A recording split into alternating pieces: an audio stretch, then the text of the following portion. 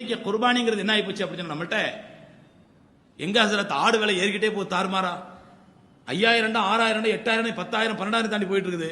அவ்வளவுலாம் நம்மளால முடியாது என்று நம்ம பல பேர் குர்பானி நிறுத்தி விடுகின்றோம். இன்னும் சில பேர் என்ன செய்கிறோம் என்றால், குர்பானியா அது எங்க ஏத்த விட்டு ஆஜியாருக்கும் பக்கத்து விட்டு ஆஜியாருக்கு தான் கடமை, எனக்கு கடமை இல்லை.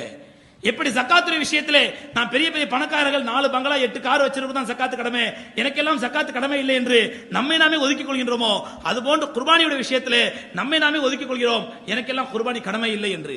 தவறு சகோதரர்களே. நீங்கள் பெருநாள் தினத்தன்று ஒரு குர்பானி கொடுக்கக்கூடிய அளவுக்கு உங்களுக்கு சக்தி இருந்தால், குர்பானி என்பது ஒரு ஆடாக கொடுத்தாலும் சரி, அல்லது ஒரு மாட்டிலோ ஒரு ஒட்டகத்திலோ கூட்டாக சேர்ந்து கொண்டாலும் சரி, எப்படி செய்தாலும் உங்களுடைய கடமை நிறைவேறிவிடும். ஆக ஆடு கொடுத்தாதான் குர்பானி நிறைவேறும், மாட்டில் 7 பேரா சேர்ந்த குர்பானி நிறைவேறாது, ஒட்டகத்தில் 7 பேரா சேர்ந்த குர்பானி நிறைவேறாது என்பதெல்லாம் கிடையாது. எம்பெருமானார் ஸல்லல்லாஹு அலைஹி வஸல்லம் மாட்டிலும் ஒட்டகத்திலும் 7 பேர் கூட்டாக சேர்ந்து குர்பானி கொடுக்கலாம் என்று எம்பெருமானார் ஸல்லல்லாஹு அனுமதி கொடுத்திருக்கிறார்கள். இதனால் இது போன்ற ஆடுகள் தாறுமாறாக விலை ஏறும் பொழுது, ஆடுகள் கிடைக்காமல் ஆகும் பொழுது, ஆடுகள் டிமாண்ட் ஆகும் பொழுது, இந்த குர்பானி என்ற இபாதத் நின்றுவிடக் கூடாது.